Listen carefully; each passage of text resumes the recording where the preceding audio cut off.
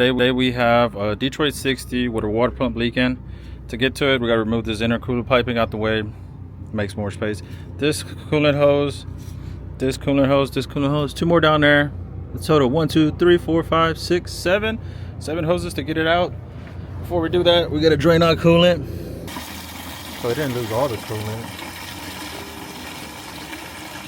Kind of good. All right, we'll let that drain. Or 10 millimeters would usually these clamps will be. It all depends on where you get it from. Some give you metric, some give you standard.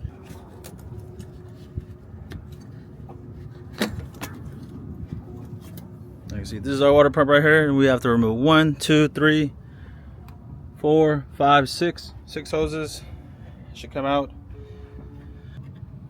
Gotta take these coolant hoses off right here. We should go to the heater core.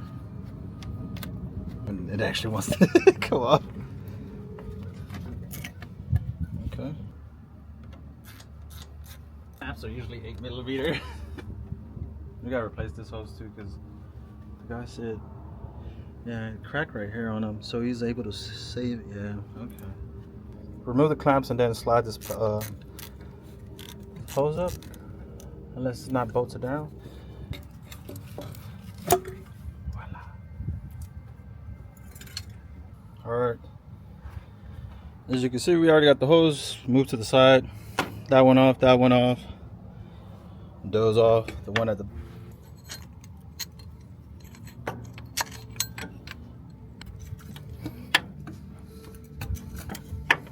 remove them before you take it to give it. You'd be like, man.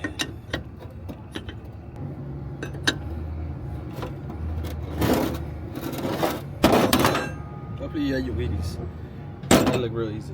So our water pump went out from the weep hole, and this is just from wear and tear and just being in there compared to the new one.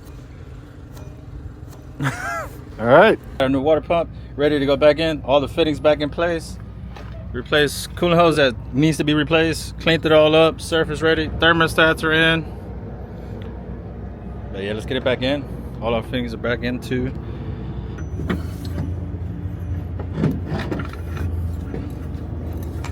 Just gotta guide it in.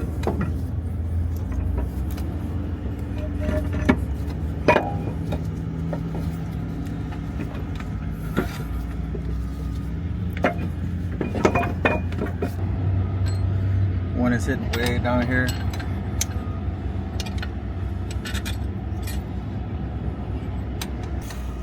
This one goes right here with the old dipstick. And one hitting way back here. Pumping the coolant back in. Water pump in. Coolant hoses in. Thermostat. This one's ready to roll.